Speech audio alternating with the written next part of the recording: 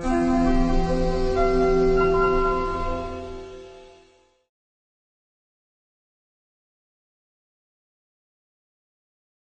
join Justin in thanking you and welcoming all of you to today's program. We value your time very much.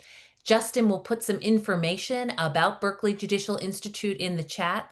Long story short, now that we have you here, we'd love to have you back. Check out our website, register for future programs, join us.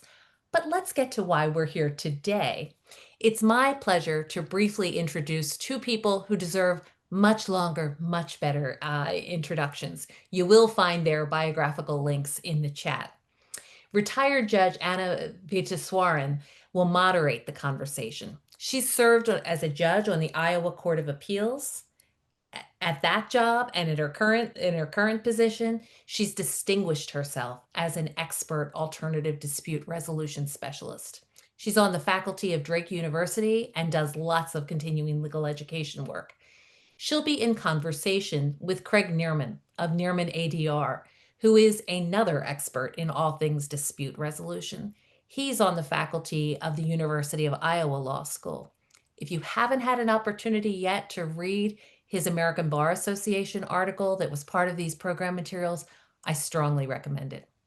As a reminder, people can raise their hands and unmute themselves to ask questions as we go.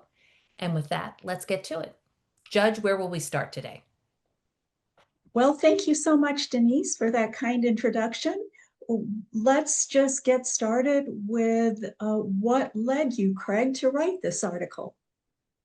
Yeah, so I had some interesting conversation with fellow mediators, and as we often do these days, we talk about virtual mediation versus in-person mediation, and I got some different responses. Some mediators said that there was no difference in terms of settlement rates, either in person or virtually, and other people indicated that they did see a drop-off in settlement rates. And so that got me thinking, is there something going on in terms of how we communicate virtually that's psychologically different?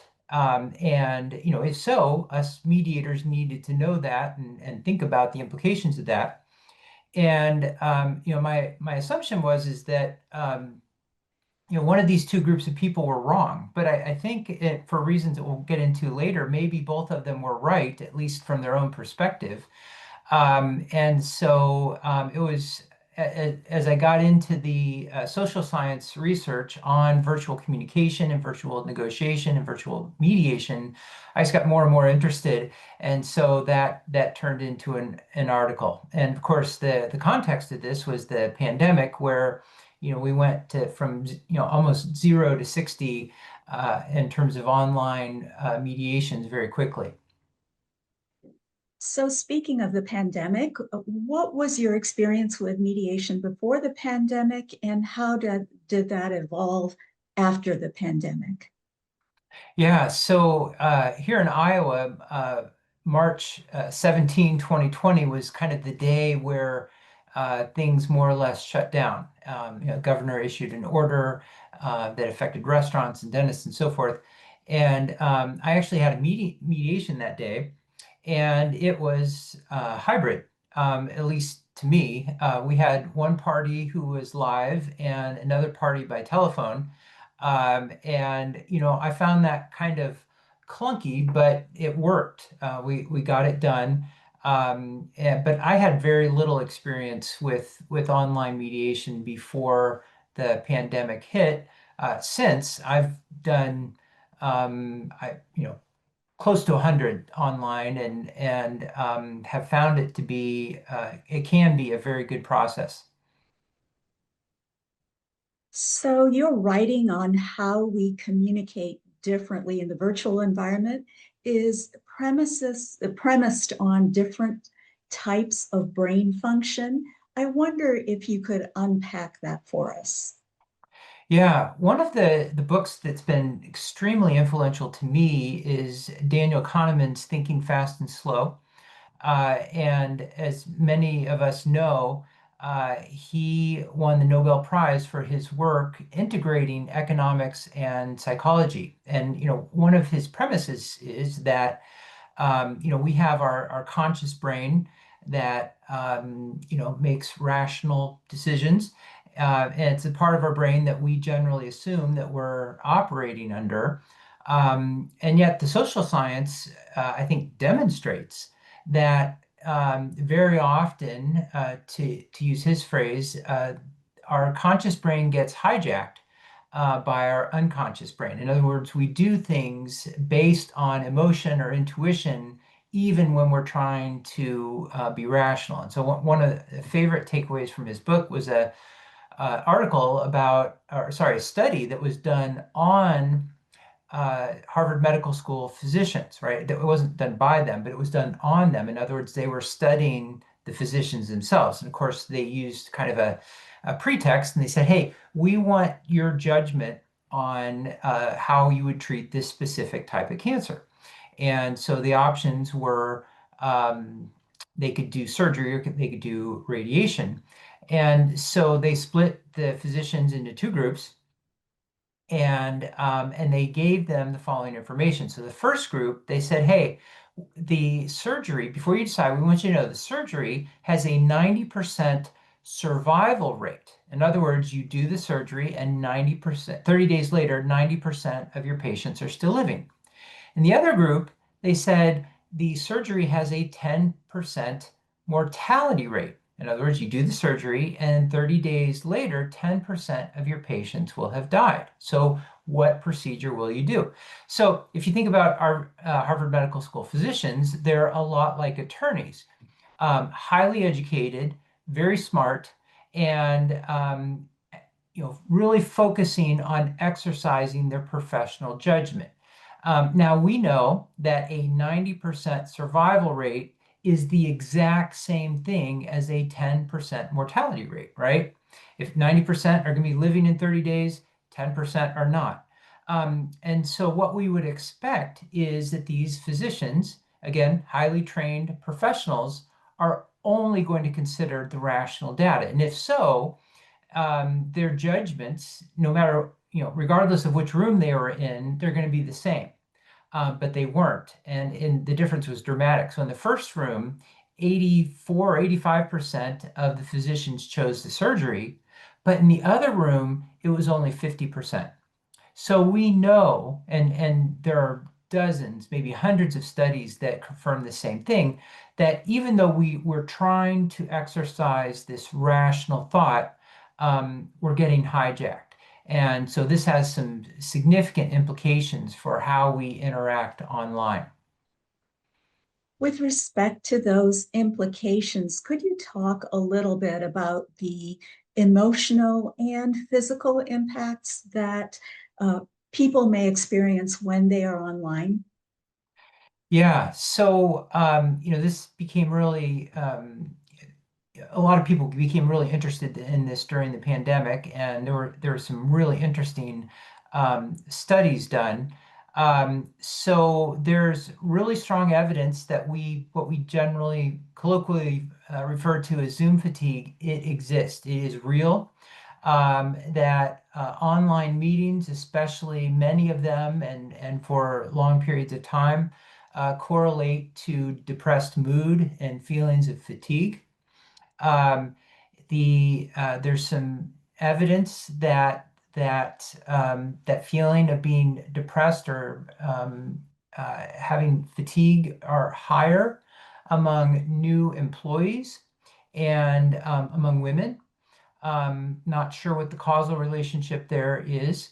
One of the things that I have been asking the question when I talk is if these feelings of being depressed or having a depressed mood are higher among new employees, could they also be very high among people who aren't used to video meetings? So perhaps we have someone like who's working in a construction job, who has their first online meeting and it's in a court context or in a mediation context. Is that person disadvantaged if everybody else has had a lot of experience working in Teams and Zoom and GoToMeeting and so forth. So I think there's some questions that we at least need to ask there. One of the things that the scientists have revealed is that um, participating in an online meeting demands a higher cognitive load than when we're talking in person. And so our ability to function is in some ways or can be compromised. There's a really interesting study that Microsoft did during the pandemic, and I'll share my screen here and talk just a little bit about that. Um, so there we go. All right, can we see that? We're good.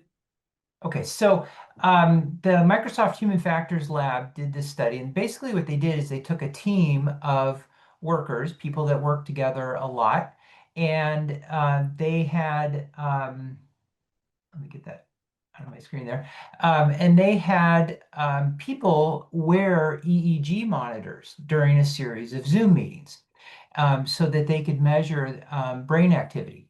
And so they had this team attend two sets of meetings. One was on a Monday, and then the next one was on another Monday a week later. During the first set of meetings, they had four meetings, and they were back to back. They went meeting, meeting, meeting, meeting. And then a week later, they had four meetings, but this time they had a break. I think it was a half an hour, and they were encouraged to meditate. I think during the break, and I don't think the meditate is important as the fact is that they were encouraged not to work. So kind of a genuine break, if you will. And the differences were really significant. So if you see this first line, and by the way, the red indicates more stress, the blue indicates less stress. And so in this first line, there's a lot more stress than in the bottom line. And let's kind of drill down on that just a little bit more. During meeting one, there was even more stress. And remember, during meeting one, nobody had missed a break. Nobody had a break, right? Everybody was in the same position, and yet there's more stress in meeting one. And I think that suggests that even this anticipation of not having a break, having to do meeting after meeting after meeting online, um, correlated with more stress. And that, there's also this third meeting that I think is really interesting. We might think intuitively that if you're going to have four online meetings back to back, there would be more stress in the last meeting rather than the third one. But that's not what the data shows. In fact, there's a pretty strong contrast between meetings 3 and 4. And again, that would suggest that even just the anticipation of not having a break is significant in terms of stress. Um, and then they also found that those that had breaks were dramatically more engaged in the meetings by a factor of about like 10. And so just taking breaks, getting away from the online environment is really significant for engagement. And this has some particularly strong implications for those of us who are in dispute resolution, and especially mediators and settlement conference judges, right? Because every time we leave a room, that party gets a break, but we don't. We go straight into the next room. And so just in terms of self-care, especially when we're in the online environment, it may be especially important for us judges and mediators to take a break so that we are performing at our at the top of our game. So it sounds like those built-in breaks are absolutely key to reducing fatigue. Are there any other ways that the participants can alleviate that fatigue? Yeah, great question. Fortunately, this presentation is not just about problems, but there's some solutions here. So one is that if we just turn off our self view, that's shown to be very, very effective. So, and some of the major platforms like Zoom and Teams has a great feature where you join a meeting and you just see yourself, right? You can, I'm really conscious about how my hair looks, right? So I can make sure everything's in order, and then go ahead and enter the meeting, and then I can turn off my self view. So for example, in Zoom, it's just a right I can go onto my photo image, right click it and turn off self view, and it's really easy. Just not looking at ourselves.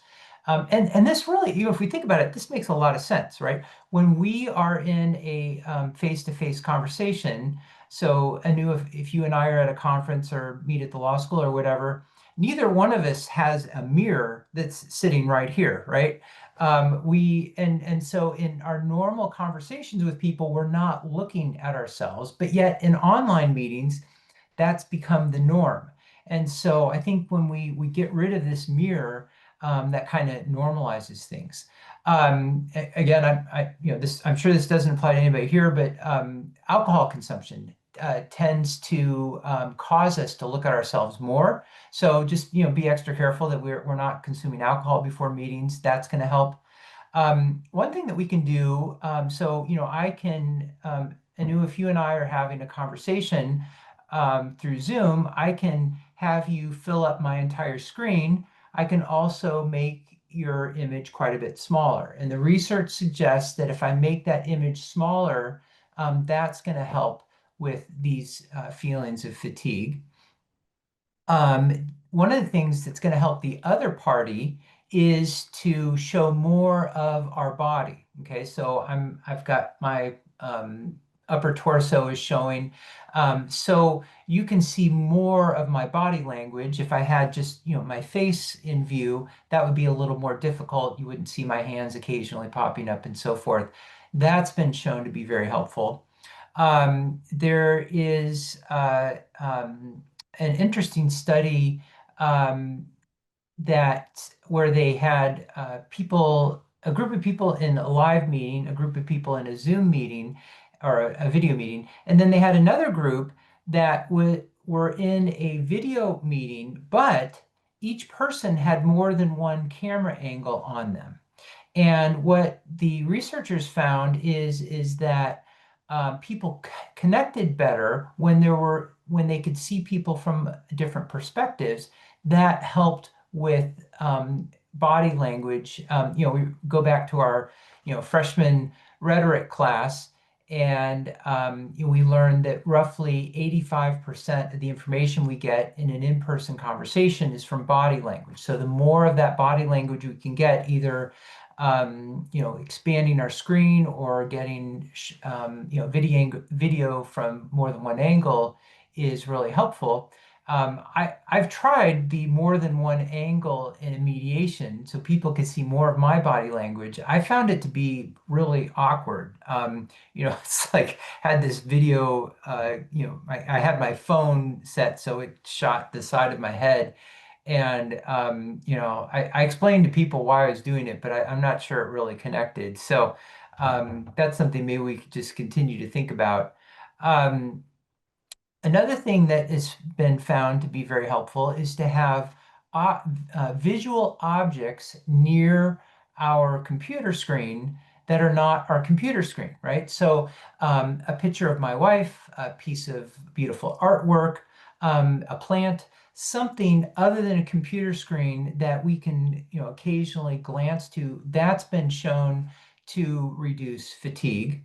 And then so even if we have if we have a long meeting, we can certainly take a few minutes and just minimize the screen, take an audio only break. We can continue to listen to the content, we can talk, but we don't have to have our eyes glued to the screen the whole time. That's been shown to be effective. And of course, we talked about the Microsoft study, where to have breaks. And I think as we're leading meetings like this, to be the one to say, hey, let's take a 5-minute break and give everybody's minds a rest. So those are things that the research has shown to be very helpful. I'd like to follow up on that break piece. How have you handled a situation where you have time constraints on a mediation that are very rigid and the parties are intent on completing that mediation in short order? Do you still try to build in breaks, or how do you handle that piece of it? Yeah, that's a great question, and it's that's one of the things that I've done recently is just eliminate hourly billing on mediations, and part of that was kind of my own guilt. Like if I needed a break, like I don't want to, be charging people. I think there, sometimes this is uh, kind of an aside, but sometimes it's better for a party to just kind of need to sit there for a little bit and think. So if I leave the plaintiff's room, I go into the defendant's room and they've got an answer right away. If I come back within, 3 minutes into the plaintiff's room, they might get the signal that the defendant is too eager to settle this, and that might make the plaintiff more entrenched. And so, that might be a good time for the sake of resolution for everybody for me to take a break. I think you know one of the things that's the legal profession has done lately is had a renewed emphasis on attorney wellness, and I think especially based on this research. We need to have mediator wellness and settlement conference judge wellness, and just recognize that we need breaks every now and then. And in the end, that's going to serve the parties who are mediating. So I'd like to switch tracks and talk a little bit about trust formation and the implications of your research in terms of that trust formation in the context of negotiations. Yeah. So Norm Ebner, who is a professor at Creighton, has really taken the lead on some fascinating research. And if I can just kind of summarize what he has found, and that is we talked about before, when you and I are talking in person, we're getting about 85% of the input from our body language. In other words, 15% is coming from things that you could read off of a transcript, a trial transcript or deposition transcript, and 85% of the content is stuff that we couldn't get from the transcript. When we're talking on the phone, our brains know that we're not getting the visual information, and so we tend to hyperfocus on what we're hearing, voice inflection, pauses, things like that. If we have a tightness in our voice, what happens, and based on kind of preliminary research, is that when we are communicating like we are now on Zoom, our brains think that they're getting all the relevant information. They're getting that 85% that can't be picked up in a transcript, as well as the transcript part, but they're not. We cannot possibly pick up on everything that is there compared to, when we have this one-dimensional computer screen. A lot of times, it's less than, the people's faces and so forth are smaller than they would be in real life. And so there's develops this cognitive dissonance. Our brains think that they're getting the information, but they're not. So I think a lot of us have noticed that when we're in a Zoom meeting, let's say it's not adversarial, let's say it's like a bar association committee or something like that. If we do it online, we're going to have a lot more instances where people are interrupting each other, completely unintentional. Right? We're not arguing. We think that the person is about to stop talking, and so we start, but then we realize that we jumped in too soon. I found that happens much more often online. And that, I think, is just kind of the tip of the iceberg in terms of showing us that we do miss some cues. And so we have to be extra careful to listen. And, there's some, when we're talking, even a half-second delay is really throws us off in terms of really getting each other. So when we're in this online environment, our brains think we're getting all the relevant information, but we're not. That creates cognitive dissonance, and that undermines trust formation. That is kind of the what the research is saying. If the research is also indicating that the case closure rates are about the same, whether one mediates online or in person, how does that fit into the analysis? Yeah, I think this is one of the most interesting questions. So what I've noticed, and this was as an advocate, this was back in the 90s when I was working for an insurance company. Um, we when we have something that's really important, we make the effort to be there in person, right? So in the mediation sense, if this is a big case, right, we are going to make the extra effort to get there in person, whether we have to go through an airport or drive through a storm or whatever. We'll take those travel hours to get everybody literally in the same room. When it's more of a minor case, we're more likely to do it online.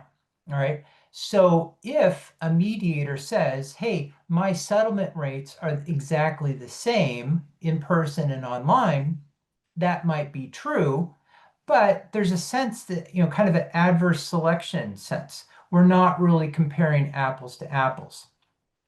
Um, so the so I think, if we dig a little deeper, maybe we find that the settlement rates aren't the same if we're comparing comparable cases.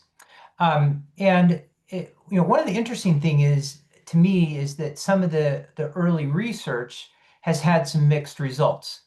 Some studies suggest that online settlement rates are better. Some contradict that. Um, let's think about kind of a stereotypic sexual harassment mediation, right? We've got a plaintiff in one room, maybe a single mom. We've got a defendant in another room, maybe a small business owner. And there's going to be a ton of emotion there in both rooms. Um, and, but yet these studies are generally done with MBA students, law students, undergrads, right? And they're playing a role. So even if you have a someone playing a role, and even if that person is a single mom and has dealt with sexual harassment, she's not going to be as invested in this mediation the way the person who's living this is going to be. And so, as we talked about with the Harvard Medical School physicians, these emotions are going to have a huge impact on how we respond to things. And so I think so here's my opinion.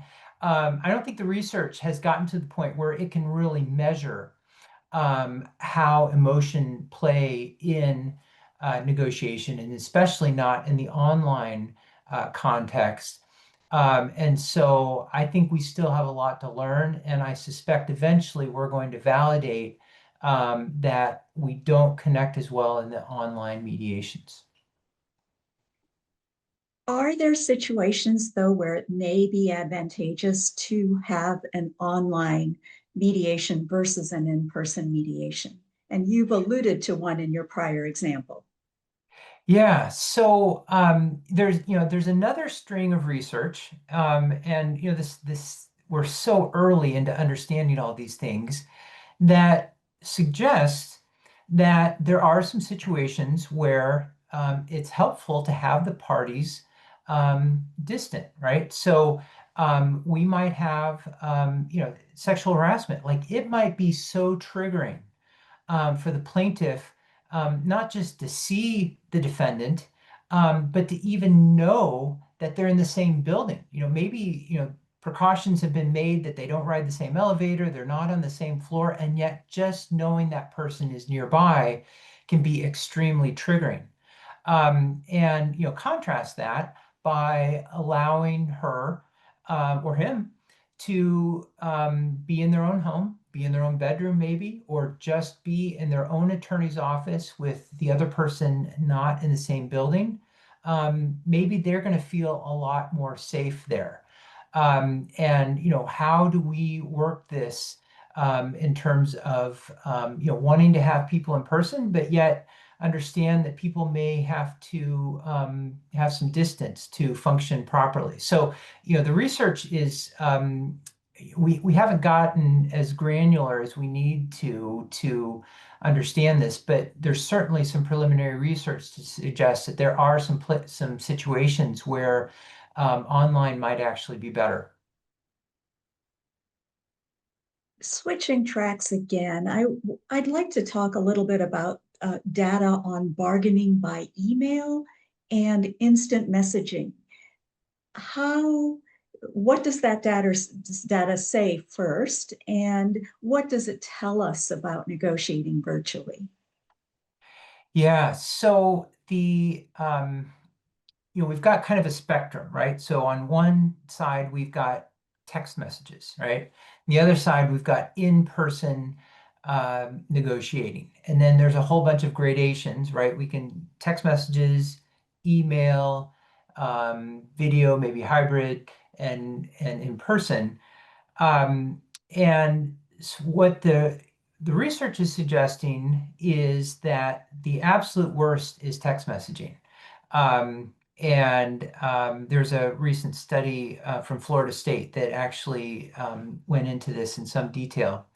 And one of the things that they found is that those people who are in person were much better in detecting deception. By the way, one of my other favorite studies is one where they studied people shaking hands and the effect of that. So previous research has established that if you're at a restaurant and the server touches you, maybe on the shoulder or on the hand or something, that you're more likely to give the server a higher gratuity.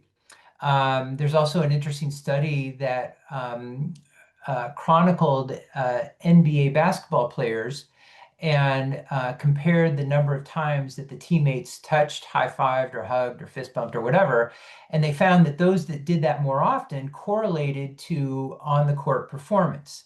And that was true even if they adjusted for preseason performance. And so what they wanted to do was study um, how, whether shaking hands before a negotiation would impact the results. And so they gave everybody the same negotiating problem. I think there were 212 people, so you had 106 dyads.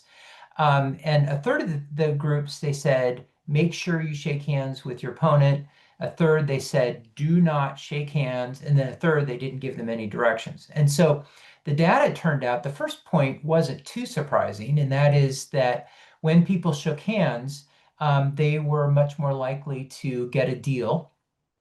But it was the second conclusion that really surprised me, and that is that when people shook hands, they were much less likely to engage in deception, even when that deception, or they judged the deception, would have been effective. And just the fact of physically shaking someone's hand can help you get a deal and help you to reduce the chances that the other person is going to be deceptive with you. And so there are just a lot of advantages of being there in person. So sorry, back to the email and texting and so forth. So one of the things that they found is that email was a much more forceful communication style. And they also found that those negotiating by email, even though they had more tension, they found it to be a more satisfying experience. Um, and so, but this study was done on undergraduates, so people in their late teens or 20s usually. So what does this mean? Does this mean that people find email to be a more satisfying experience and that your messages come across more forcefully? Or is this a generational difference? If we did this among people who were my age in their late 50s or 60s or whatever, would we have gotten the same results or different results? We don't know. Um, so, I think we certainly have a generation that's much more comfortable with email communication. Um, and, the research is pretty clear that it's more effective than texting, but is it more effective than in person? I think, at this point, the data is showing that it's not. Forgive me, I I'm want, going to pop in with a quick question and demanding more research. I love that your audience is demanding more research.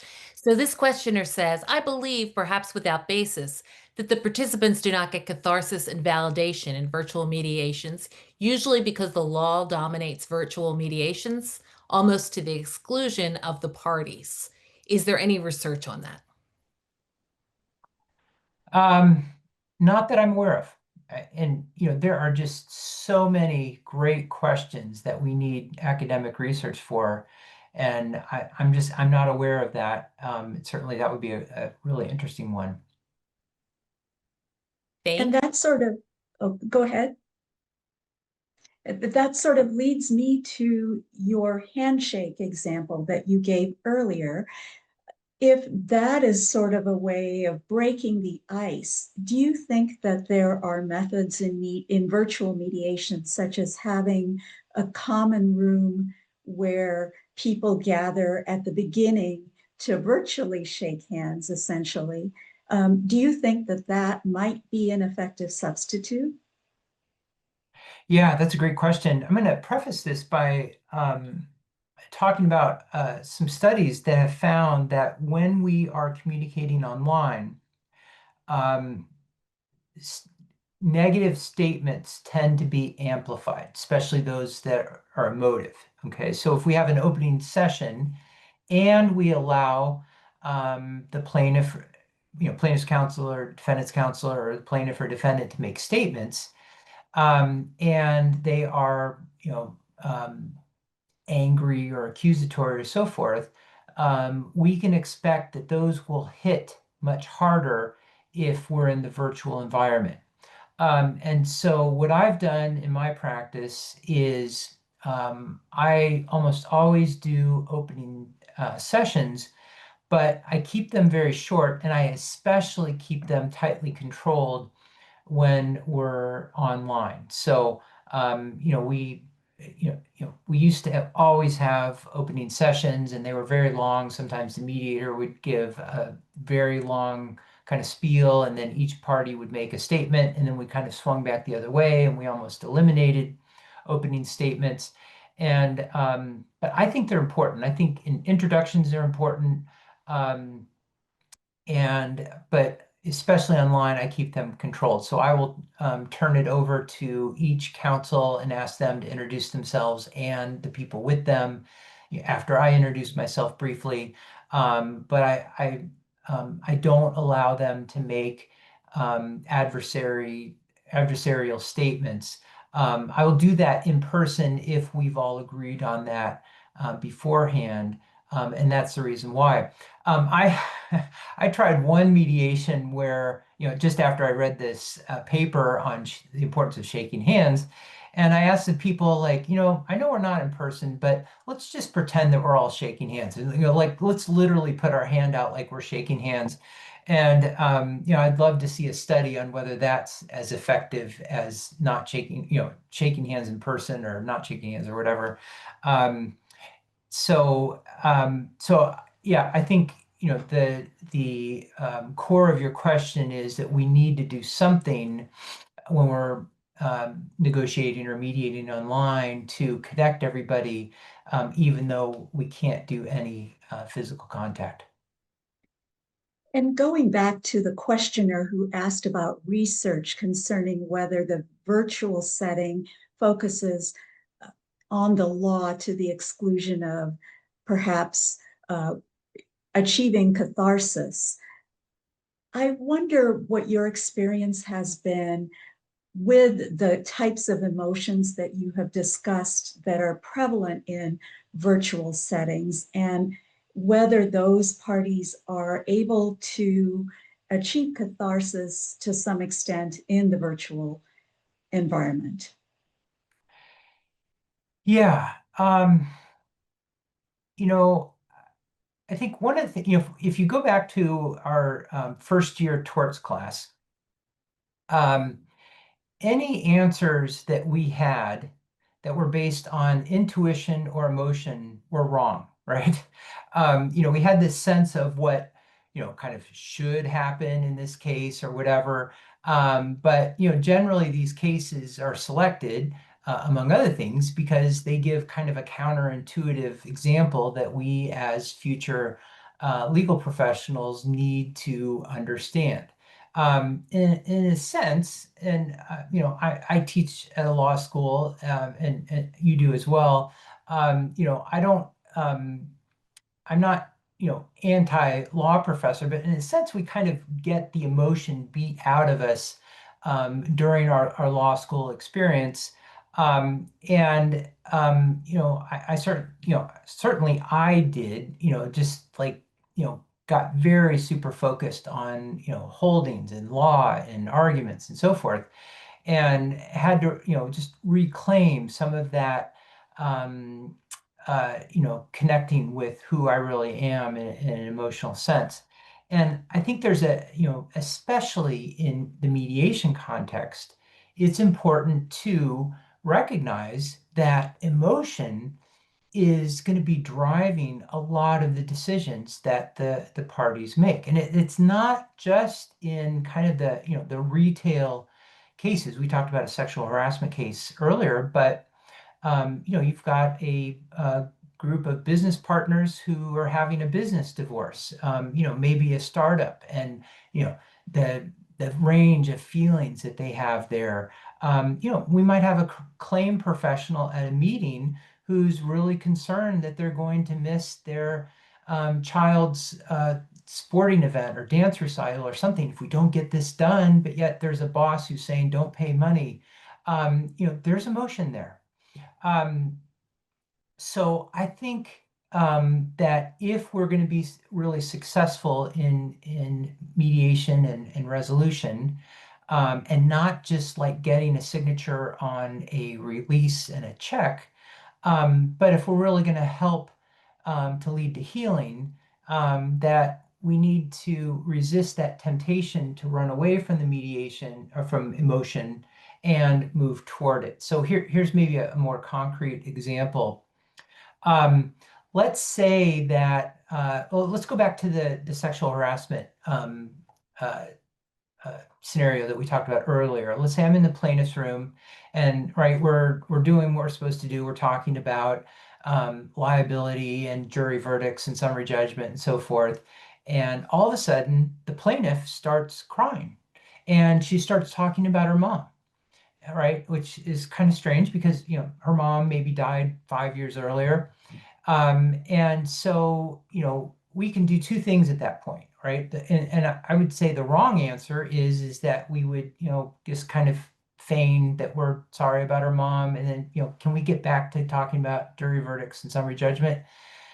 I think the better answer is that that I really listen, not just to the words that she's saying, not just to the transcript, but to the underlying emotion. So let's say she says, she starts, I really pay attention, and I say, okay, so I think what you're saying is that, when you were in grade school, your mom was in this, bad car wreck, and she took a settlement, and she later realized that it was way too little, and your family had financial problems because of that, because she couldn't work and so forth, and you're really afraid, right? There's the emotion word.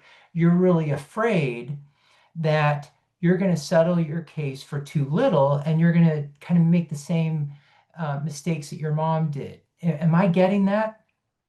So at this point, she's going to do one or two things generally. One is she might say, yeah, and then she's going to go right into something else because she's been waiting for me to catch up so that she could unpack something else that's, maybe even more directly relevant to the case at hand and how that connects with this fear related to her mom's situation. Or she might say, no, give me some kind of pushback. And maybe because I made this, sincere effort to understand, she's going to, unpack it for me so I can get it. And then I could say, okay, so, it's not that you're afraid, it's that, whatever this other thing is. And so she's given me, not only has she opened herself up and shared something very personal and private, but she's given me a clue as to what her big hurdle is before she's going to agree to something at the end of the day, right? And so I'm going to have to, help put together the best offer, that the defendant can give that and phrase it in a way that is going to address these underlying concerns. I know that you're really, concerned about settling for too little. And so, the defendant is willing to, do a structure um, you know, or, hey, this, do you have a financial advisor that you could, invest this money so that well, so that your family, or, whatever the case is. But the deal has to embrace her fears related to her mom, or we're not going to be able to get this done. Or, maybe even worse, that, this settlement gets kind of shoved down her throat in a way where she walks away and just feels like she put herself out there and nobody respected her. So I think, as legal professionals, to grow in this ability to really connect with people on an emotional level, not to manipulate them, but to understand what they need and respect them enough to craft the, kind of the resolution in a way that really addresses their primary concerns. And, think about the other room as well. I mean, maybe we've got a guy who's married and whose wife hasn't found out about this sexual harassment claim yet.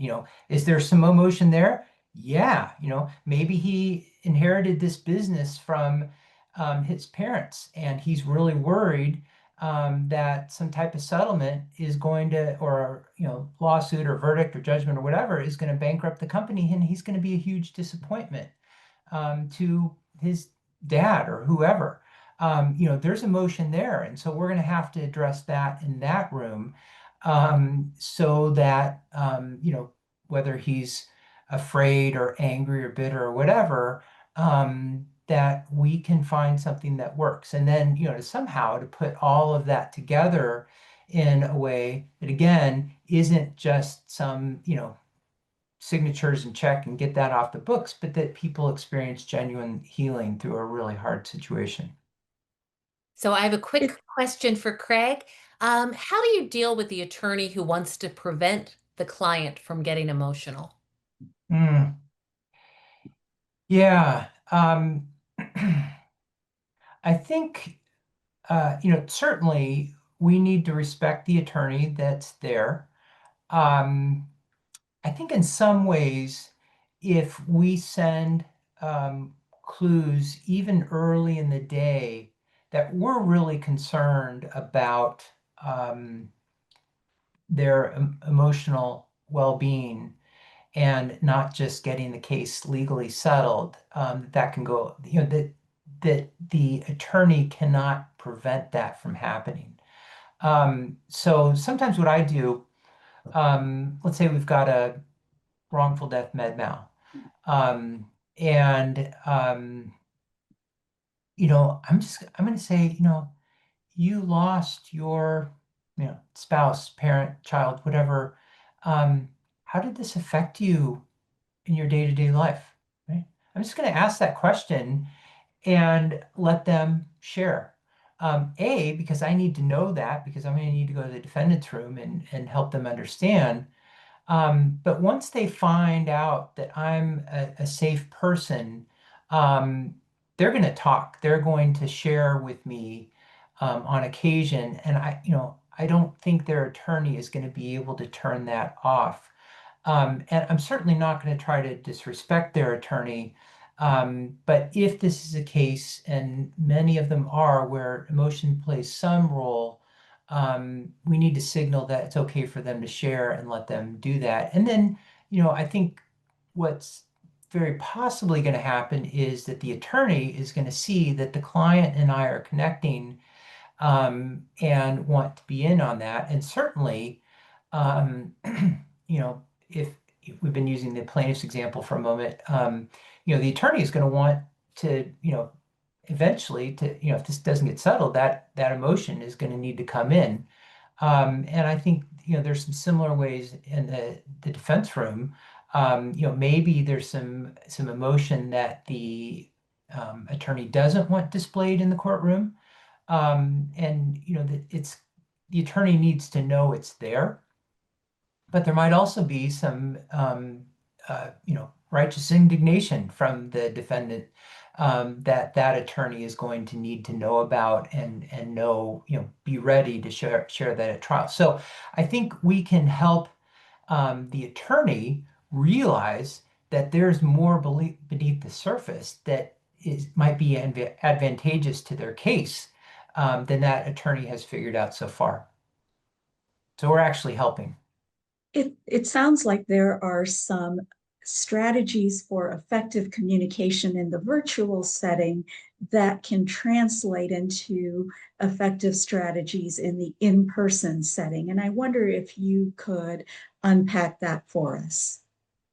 Yeah, I think a lot of that is what we were just talking about. I can, kind of move toward the emotion in person, and I can do that um, virtually. And, again, it's a little more awkward and so forth when we do it virtually, but we can still ask those questions. I can still really be listening. Um, a lot of times virtually, we talked about interrupting. If we can leave just another half second or a second before we, uh, you know, jump in to respond to what somebody says, that'll give us a little extra insurance that we're not interrupting them. Right? I mean, there are few things that are more destructive to constructive conversation than interrupting, even when it's unintentional. So I think that's important. I think, just paraphrasing back, even if we're not talking about, this fear, that this single mom had about her mother, even if so if I'm understanding you correctly, what happened is that the defendant told you, at the board meeting, that they were going to sue you just to make your life miserable.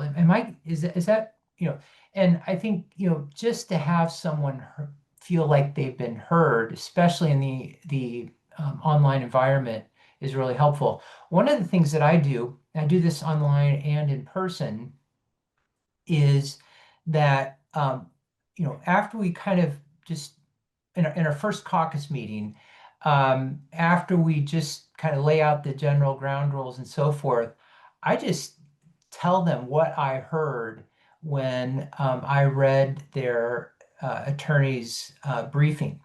In other words, I'm going to summarize, I'm going to try to memorize as many details as I can. I've got my notes in front of me, but I'm just going to say back what I heard. And I'm going to especially emphasize, that you were angry, or that you felt threatened, or whatever, when we get those emotional words, or, this person treated you like garbage. Um, and to signal that, A, I cared enough to be really prepared.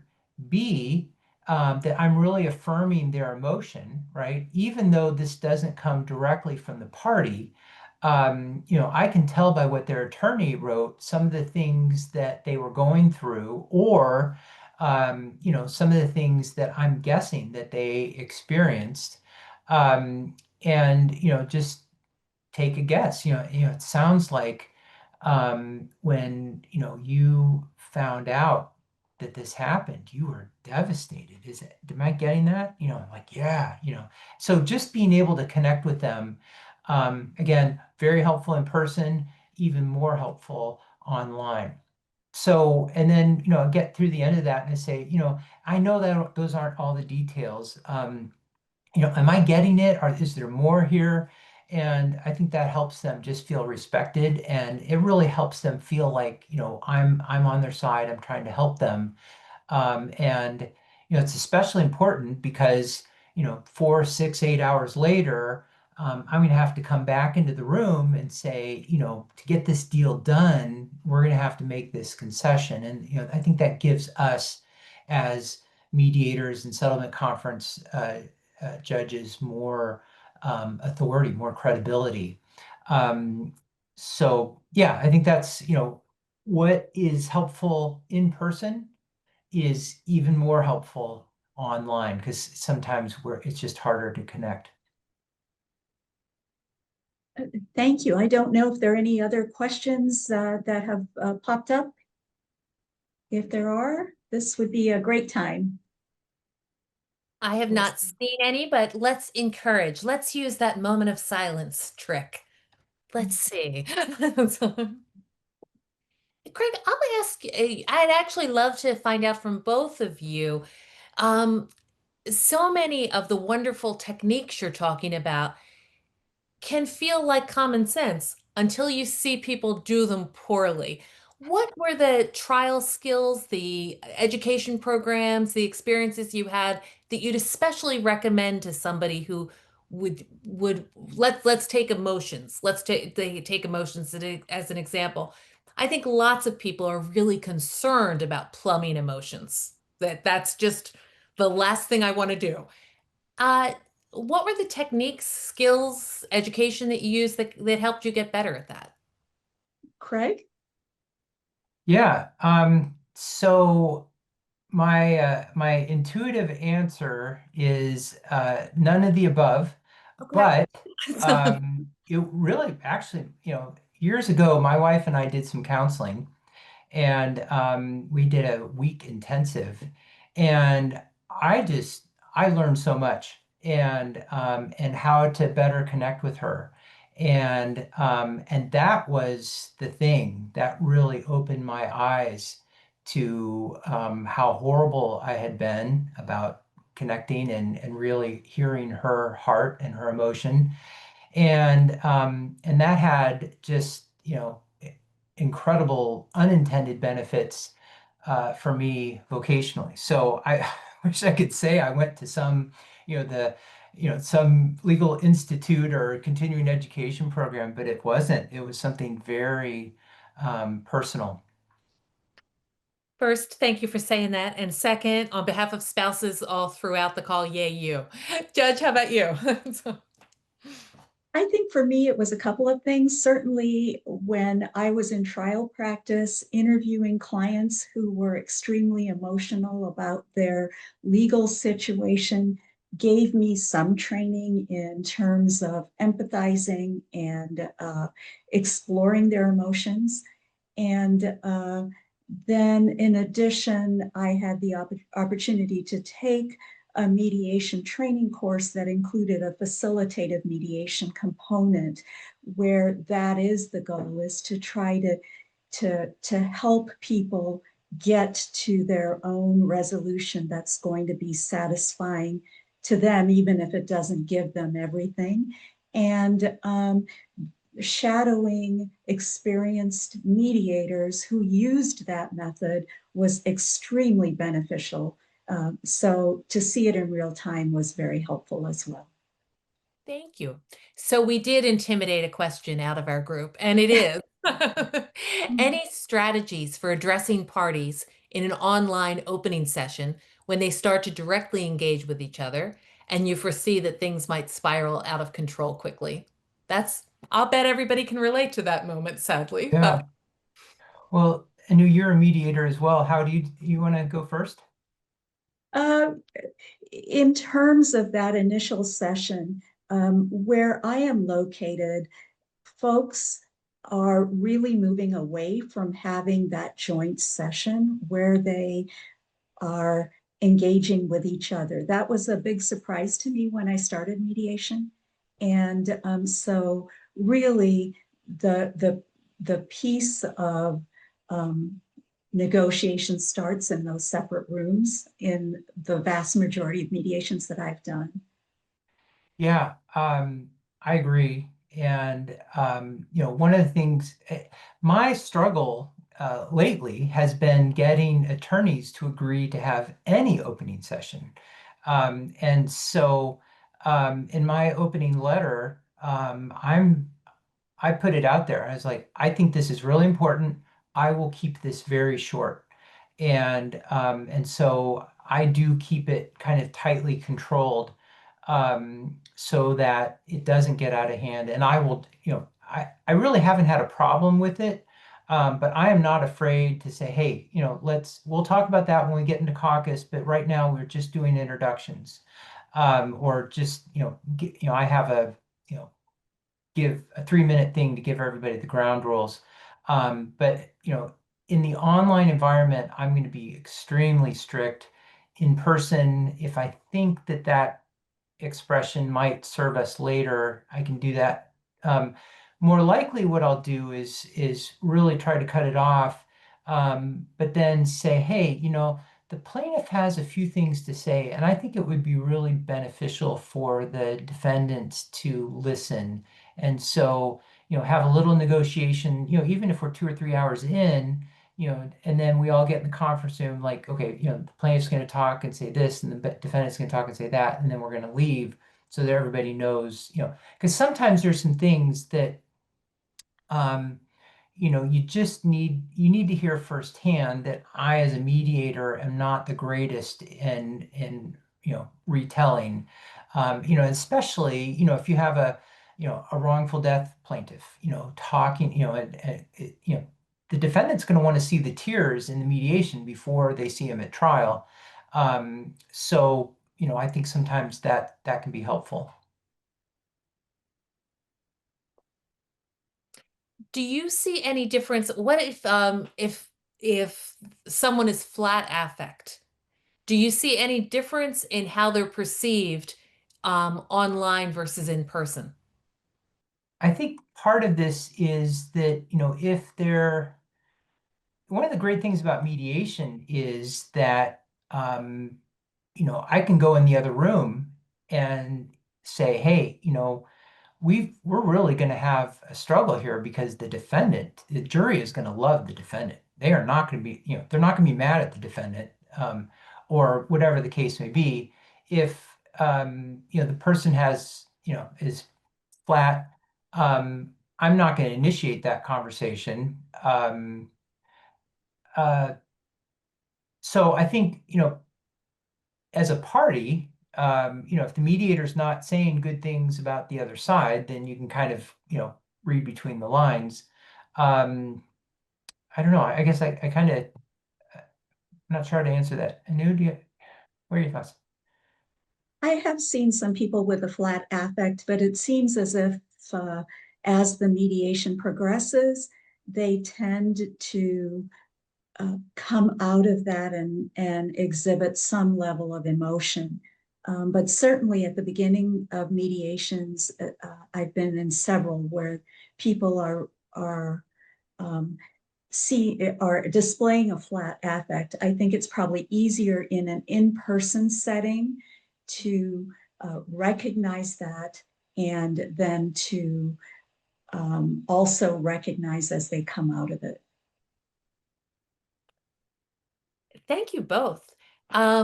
This has been a spectacular conversation, and I would love to have you stay forever, but that might not be a good use of your time.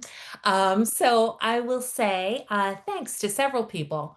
I thank my colleague Justin for his work on this program. I thank our spectacular faculty who came to me, as so many good things in my life have come to me, through the spectacular retired Judge Celeste Bremer, who could be a fan club cheerleader for each of you, as now I am. And I want to thank all of our audience for spending this time with us today. It's when you're talking, Craig, about significant moments. I remember I felt like I became such a better judicial educator, and some people might not love this, when I became a parent and I started reading a lot about care for a child. Like people want to be seen, they want to be recognized, they want to know they're special. Like, oh, maybe this should play over to other parts of our lives. So I want to thank all of you and I hope it's a great weekend for everyone. Take care.